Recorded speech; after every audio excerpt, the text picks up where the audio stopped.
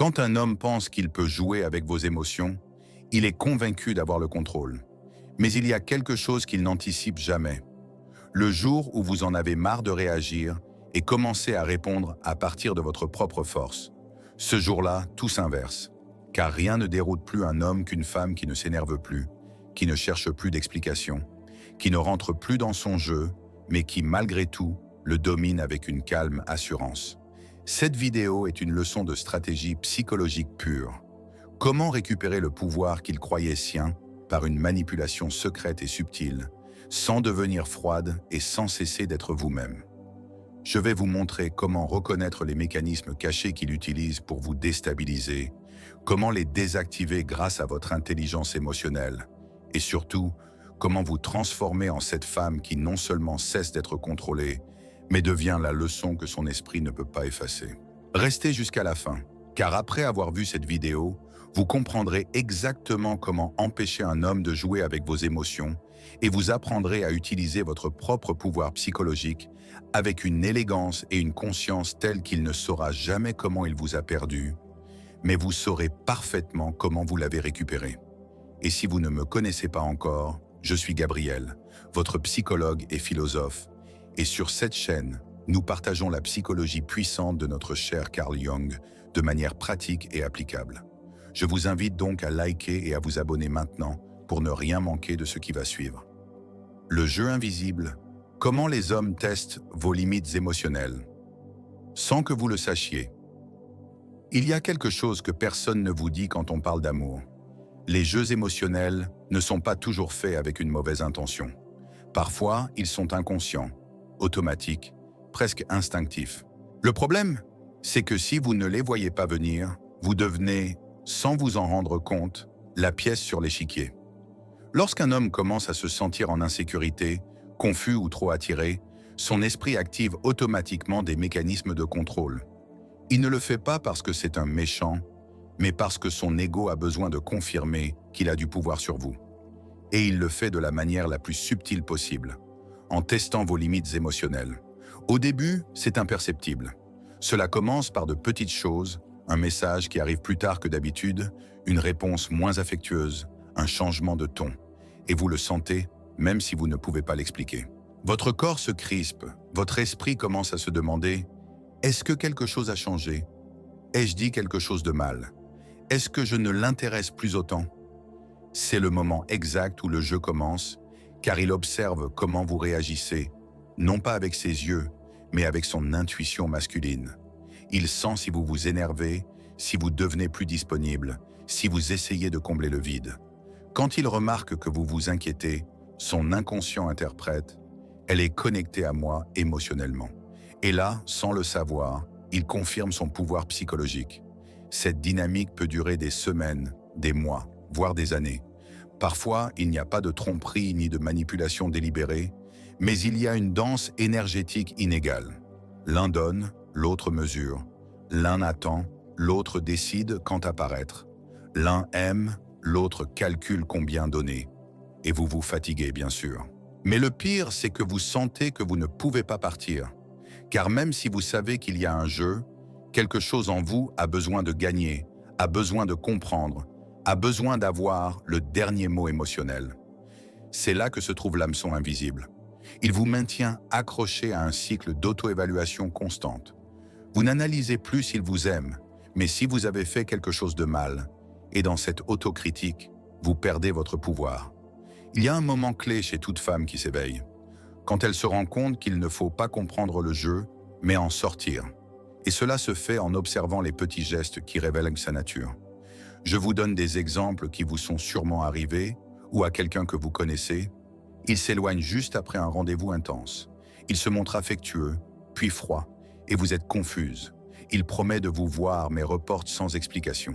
Il vous compare subtilement à d'autres femmes, où il disparaît et revient comme si de rien n'était. Chacun de ces comportements ne cherche pas la connexion.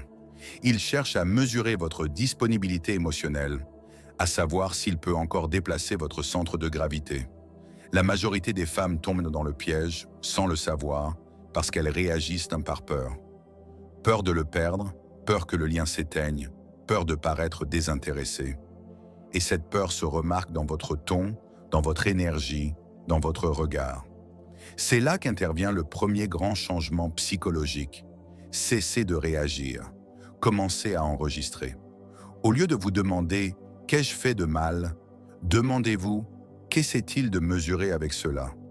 Lorsque vous faites cela, vous sortez du jeu, vous vous placez en position d'observatrice, non de participante.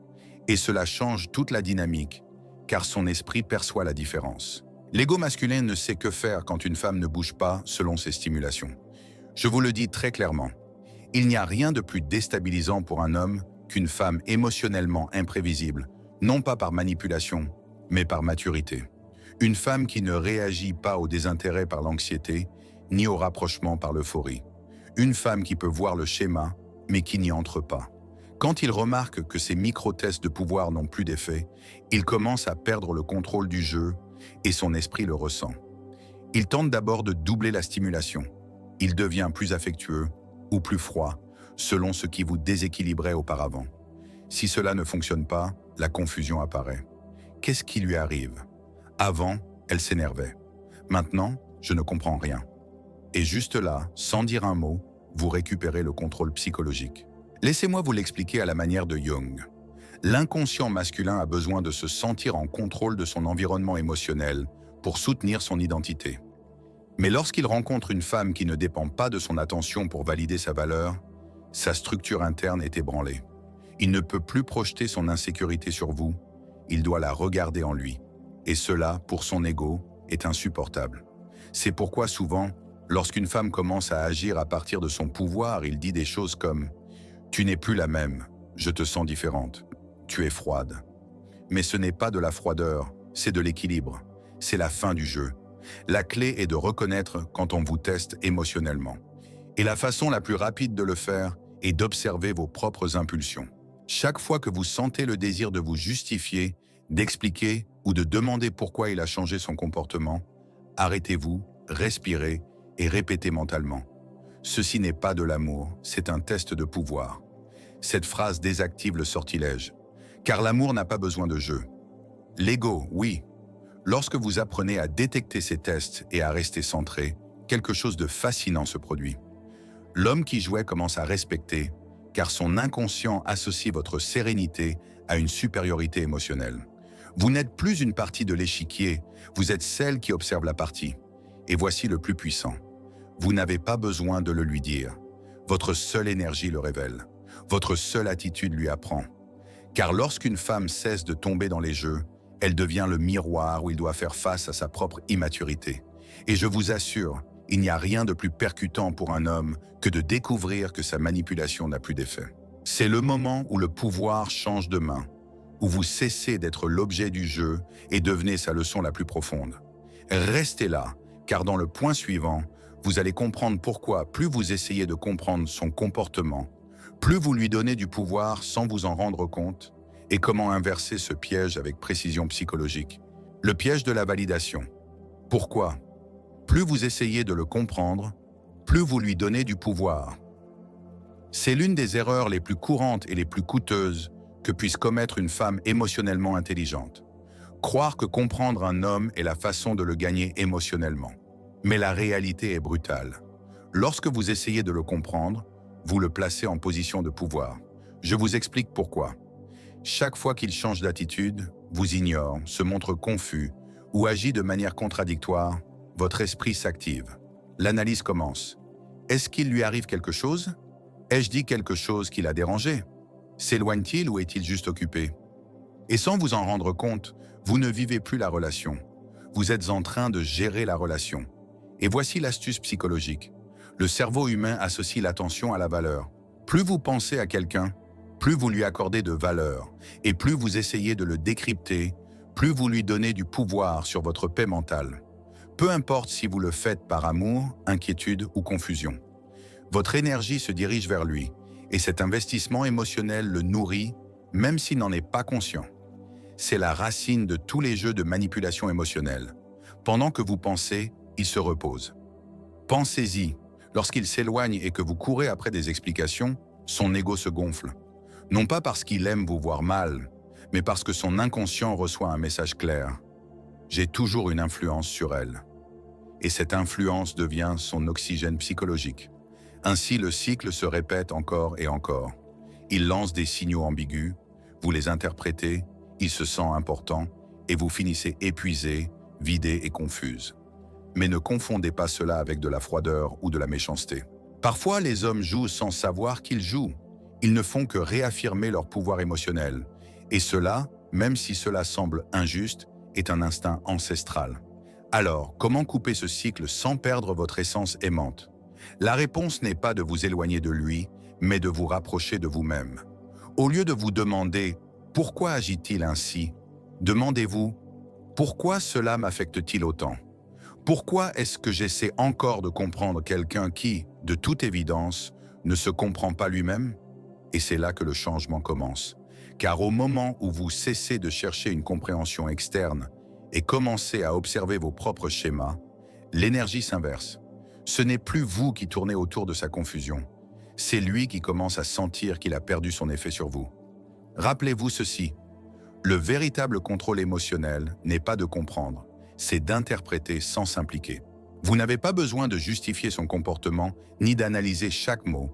Il suffit de l'observer depuis la distance interne qu'apporte la clarté.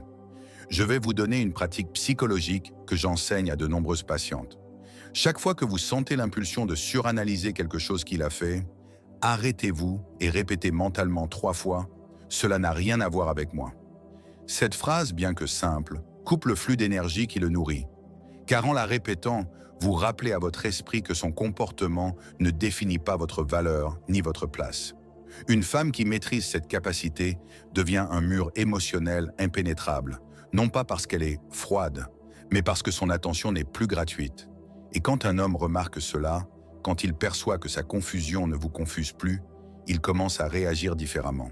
Son ego perd le contrôle et son esprit cherche une autre façon de se valider, en vous admirant. Et c'est cela qui transforme complètement le jeu, car vous n'essayez plus de le comprendre. C'est maintenant lui qui essaie de vous comprendre. Cette inversion d'énergie est ce que Carl Jung appellerait la restitution du pouvoir psychique, le moment où vous cessez d'être le reflet de son chaos et devenez son miroir de clarté. Alors, ne tombez pas dans le piège de la validation. Chaque fois que votre esprit vous pousse à interpréter, rappelez-vous simplement « Je n'ai pas besoin de comprendre pour maintenir ma valeur ». Lorsque vous y parviendrez, vous deviendrez une femme émotionnellement inaccessible à la manipulation. Et cela, paradoxalement, est ce qui éveille le plus l'attraction inconsciente. Restez là, car dans le point suivant, vous allez découvrir comment rester émotionnellement invulnérable sans perdre votre magnétisme, pour que votre calme ne soit pas de la froideur, mais du pur pouvoir psychologique. L'énergie neutre. Comment rester émotionnellement invulnérable sans perdre votre magnétisme? La plupart des gens associent le contrôle émotionnel à la froideur, mais c'est une erreur, car la froideur éteint, tandis que l'énergie neutre magnétique attire. C'est là que réside tout l'art. Apprendre à rester émotionnellement invulnérable sans paraître distante, fermée ou inaccessible. Être neutre ne signifie pas ne pas sentir. Cela signifie sentir sans remettre le contrôle de vos émotions à une autre personne. Cela signifie pouvoir être face à quelqu'un qui vous énerve, vous attire ou même vous déçoit, et rester vous-même sans que votre énergie ne se déverse. C'est la véritable élégance émotionnelle. Dominez votre réaction. Car je vais vous dire quelque chose que l'on ne vous a probablement jamais dit avec autant de clarté. Un homme ne s'obsède pas avec celle qu'il aime le plus, mais avec celle qui le déstabilise émotionnellement à partir du calme. Et ce calme ne s'apprend pas en feignant l'indifférence, mais en intégrant vos émotions jusqu'à ce qu'elles cessent de vous dominer. Laissez-moi vous l'expliquer avec une image mentale. Imaginez que vos émotions sont un feu. Si vous essayez de l'éteindre, il vous brûle. Si vous le laissez libre, il vous consume. Mais si vous apprenez à le contrôler, vous pouvez cuisiner avec, donner de la chaleur, illuminer. C'est cela l'énergie neutre, le feu sous contrôle. La plupart des femmes, et aussi beaucoup d'hommes, perdent du pouvoir dans les relations parce qu'ils agissent en mode réactif. Chaque mot, chaque geste, chaque absence de l'autre devient un détonateur. Et quand vous êtes en mode réaction, vous ne choisissez plus. Vous répondez à partir de la blessure. Et la blessure, lorsqu'elle prend le volant, finit toujours par saboter le lien. C'est pourquoi la neutralité émotionnelle n'est pas une faiblesse, c'est une stratégie psychologique. C'est la capacité d'observer sans dramatiser, de répondre sans supplier, de poser des limites sans expliquer. Et le plus puissant, c'est qu'en le faisant, non seulement vous récupérez votre paix, mais vous activez chez l'autre une attraction différente, celle qui naît du mystère. Car pour l'inconscient masculin, une femme émotionnellement centrée est une figure énigmatique. Il ne peut pas vous classer, il ne sait pas s'il vous tient ou s'il ne vous tient pas, et cela le rend fou. Son esprit, habitué à contrôler, commence à chercher des schémas là où il n'y en a plus. L'une des choses que je répète le plus en consultation est celle-ci. Vous n'avez pas besoin d'être prévisible pour être fiable. Vous pouvez être émotionnellement cohérente sans être émotionnellement prévisible. Et cette combinaison est explosive. L'énergie neutre vous donne ce pouvoir.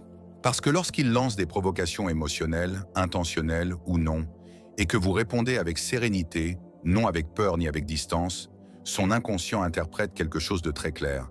Elle ne dépend pas de moi pour se sentir bien. Et à cet instant, son désir change de direction. Il ne cherche plus à vous dominer, il cherche à vous conquérir.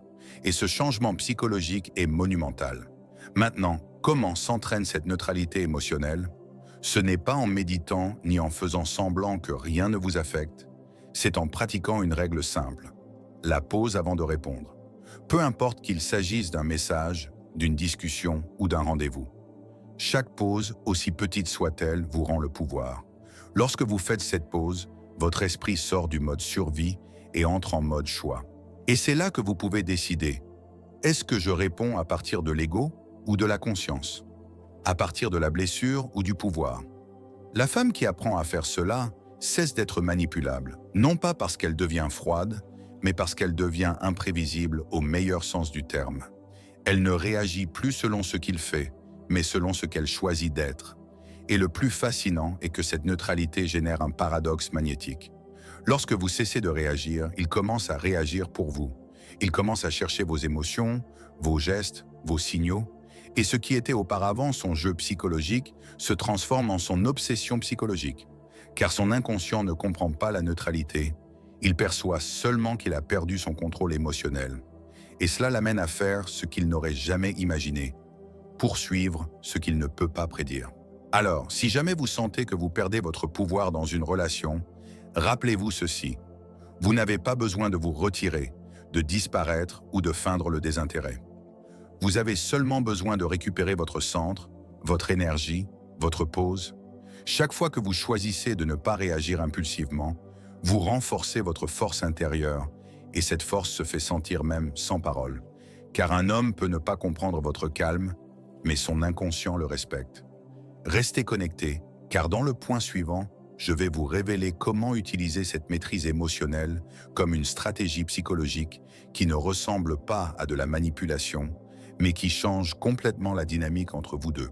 Black Pound, la contre-attaque psychologique. Comment inverser le jeu sans manipulation? Il y a quelque chose que je veux que vous compreniez dès le début. Vous n'avez pas besoin de manipuler pour gagner le contrôle psychologique, car le vrai pouvoir n'est pas de bouger les pièces de l'autre, il est de dominer votre propre plateau. Et c'est là que beaucoup de femmes se perdent. Elles croient que pour éviter d'être manipulées, elles doivent devenir froides, vengeresses ou mieux jouer que lui. Mais cela ne fait que vous transformer en une version réactive de la même chose qui vous a blessé. Et vous n'êtes pas venu pour répéter des schémas, vous êtes venu pour maîtriser le jeu à un autre niveau. La contre-attaque psychologique n'est pas de lui rendre l'appareil, ce n'est pas de disparaître, de feindre l'indifférence ou de provoquer la jalousie. Cela ne fait que maintenir le lien malsain actif. La vraie contre-attaque, celle qui désarme son ego et le confronte en silence, consiste à briser la structure qu'il tenait pour acquise. Je vous explique comment cela fonctionne. Lorsqu'un homme perçoit qu'il a du pouvoir sur vos émotions, il se détend. Non pas parce qu'il est cruel, mais parce que son esprit suppose qu'il vous a déjà. Ce sentiment lui donne une sécurité psychologique. Mais lorsque soudain, vous ne répondez plus selon le schéma qu'il attend, ni avec de la colère, ni avec de l'anxiété, ni avec du désespoir, son inconscient se met en alerte. Il vient de perdre son point de contrôle. Et là, à cet instant, la confusion s'active. Qu'est-ce qui a changé? Qu'est-il arrivé à la femme que je connaissais? Pourquoi ne réagit-elle plus de la même manière? Cet inconfort qu'il ressent n'est pas une punition, c'est la conséquence naturelle de votre évolution émotionnelle. Laissez-moi l'illustrer par un exemple. Imaginez qu'il vous contacte avec un message ambigu après des jours de distance. Avant, vous vous seriez précipité pour répondre en essayant d'interpréter le ton, le sens, le moment. Mais maintenant, dans votre nouvelle fréquence, vous le lisez, vous souriez et vous continuez votre journée, non pas parce que vous jouez, mais parce que vous n'avez plus besoin de valider quoi que ce soit. Quelques heures plus tard, il vérifie si vous l'avez vu, il ressent cette tension interne qu'il ne peut pas expliquer. Et il commence à penser à vous plus qu'il ne pensait à vous lorsque vous lui courriez après. C'est la contre-attaque psychologique en action. Ce n'est pas une vengeance, c'est un réajustement énergétique. Votre non-réaction crée un vide que son ego a besoin de combler. Mais comme vous ne le nourrissez pas de réponse émotionnelle, ce vide devient un miroir. Et dans ce miroir, pour la première fois, il se voit seul. Carl Jung disait que la psyché cherche toujours l'achèvement à travers l'autre. Par conséquent, lorsque vous retirez votre énergie réactive, vous le forcez inconsciemment à affronter ce qu'il essayait d'éviter, son propre vide. Et cela, je vous assure, déstabilise plus que n'importe quelle parole ou stratégie. La contre-attaque psychologique n'est pas une question de contrôle externe, mais de direction interne. C'est choisir de ne pas entrer dans le récit émotionnel qu'il propose. C'est désactiver le drame par la conscience. Voulez-vous connaître la clé pratique? Substituez chaque impulsion réactive par une action de focalisation. Chaque fois que vous avez envie de lui envoyer un message, appelez-vous. Chaque fois que vous voulez montrer que cela ne vous fait plus mal, montrez que vous vous priorisez. Chaque fois que vous sentez l'urgence de vous justifier, rappelez-vous qu'une explication inutile est une façon détournée de demander son approbation. Et le plus puissant, n'essayez jamais de lui donner une leçon, car lorsque votre intention est d'enseigner, vous restez lié à sa validation, et cela maintient le fil énergétique vivant. La vraie contre-attaque ne cherche pas à prouver quoi que ce soit. Elle devient simplement un témoignage. Il remarquera la différence. Votre ton sera plus ferme, vos limites plus claires, votre énergie plus centrée. Et le plus déconcertant pour sa psyché sera de découvrir qu'il ne peut plus anticiper vos réactions. Cela le désoriente, car le contrôle émotionnel est une forme de pouvoir pour l'ego masculin. Et lorsque vous le lui enlevez sans faire de bruit, il perd sa boussole. Le plus curieux est que dans ce processus, il commencera à faire ce que vous faisiez auparavant. Chercher des explications, suranalyser vos réponses, imaginer ce que vous ressentez. Et vous, pour la première fois, serez en dehors du cycle, regardant calmement ce qui vous consumait autrefois. C'est cela le véritable équilibre psychologique. Quand vous n'avez plus besoin de gagner parce que vous ne jouez plus. La contre-attaque psychologique fonctionne parce qu'elle ne cherche pas à le changer, mais à vous ramener à vous-même. Et dans ce retour à vous-même, tout s'ordonne. L'énergie, le désir, l'attraction. Il ressent votre nouvelle vibration, même s'il ne comprend pas d'où elle vient.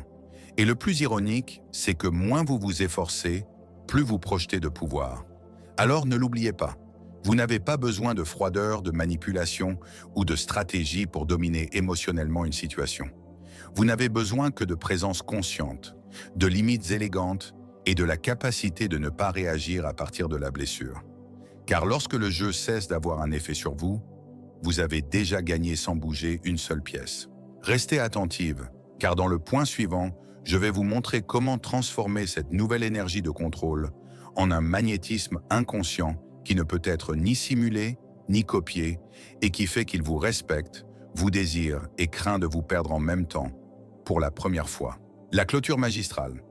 Comment sortir du cycle du drame et devenir sa plus forte leçon? Il y a quelque chose que personne ne vous dit lorsque vous êtes au milieu d'une relation où l'autre personne joue avec vos émotions.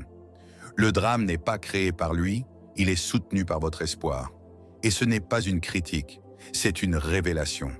Car tant que vous garderez l'espoir qu'il change, qu'il réagisse, qu'il comprenne ce qu'il a perdu, vous continuerez à participer au même scénario qui vous épuise. Et quitter le drame ne signifie pas partir physiquement. Cela signifie descendre de la scène émotionnelle où il croit encore vous avoir piégé. La clôture magistrale n'est pas de dire « je m'en fiche », c'est d'atteindre le point où vous n'avez vraiment pas besoin de vous en soucier, où l'énergie que vous investissiez auparavant à comprendre, justifier ou supplier, vous la redirigez vers vous reconstruire. Laissez-moi vous le présenter ainsi. Il était l'examen. Vous étiez la leçon. Et maintenant que vous l'avez comprise, vous n'avez plus besoin de refaire la matière. Quitter le drame, c'est briser le réflexe conditionné de l'ego qui vous pousse à répondre, à prouver que vous avez raison, à clore avec une dernière conversation, un dernier message, une dernière explication. Mais ces dernières fois sont des pièges émotionnels de l'inconscient, des façons sophistiquées de rester dans le même schéma de dépendance affective. La clôture magistrale est psychologique, non physique. Elle commence lorsque vous acceptez que vous n'avez pas besoin de sa validation pour vous sentir complète, lorsque vous choisissez la paix, même si votre ego veut encore une revanche, et lorsque vous cessez d'utiliser la douleur comme une identité. Une patiente m'a dit un jour, « J'ai réalisé que je n'étais pas blessé parce qu'il m'avait fait du mal, mais parce que je ne pouvais pas cesser d'essayer de lui faire comprendre ma valeur. » Et là réside la racine de tout.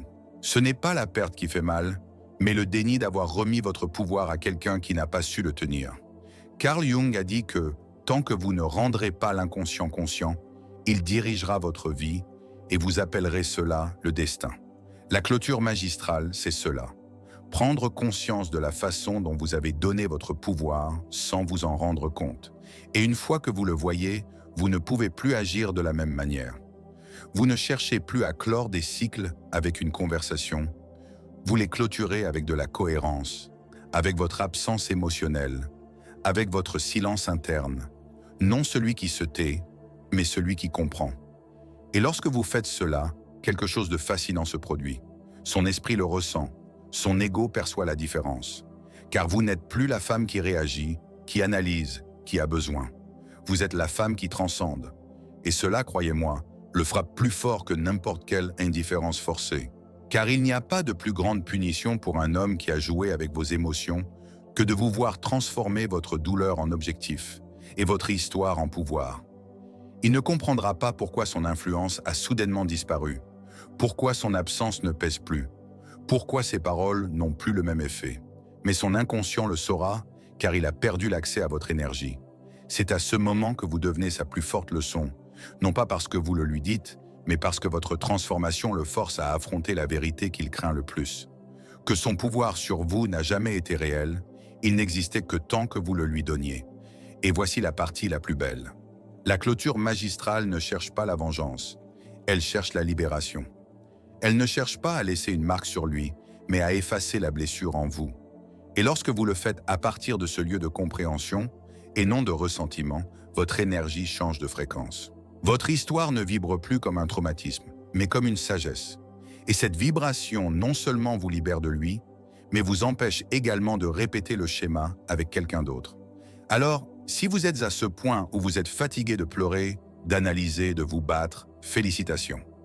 Vous êtes prête pour la clôture magistrale. Vous êtes prête à regarder en arrière sans culpabilité, sans besoin de justice, avec la satisfaction interne de celle qui n'a plus besoin d'être comprise pour savoir qu'elle est complète. Et je le répète avec une certitude totale.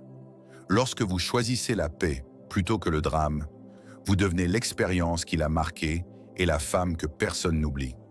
Car le drame peut divertir son ego, mais votre transformation lui enseigne quelque chose qu'il n'oubliera jamais. Que la seule femme qu'on ne peut pas remplacer est celle qui a appris à partir sans faire de bruit et à guérir sans permission. Et si vous y parvenez, vous n'aurez plus à faire la preuve de votre pouvoir, car votre énergie parlera pour vous chaque fois qu'il essaiera d'oublier et ne pourra que se souvenir de vous comme de la leçon qui a changé son histoire. Conclusion. La victoire de la sérénité. Vous comprenez maintenant quelque chose que très peu de gens parviennent à saisir. Il ne s'agit pas de gagner le jeu émotionnel, mais de quitter l'échiquier avec dignité.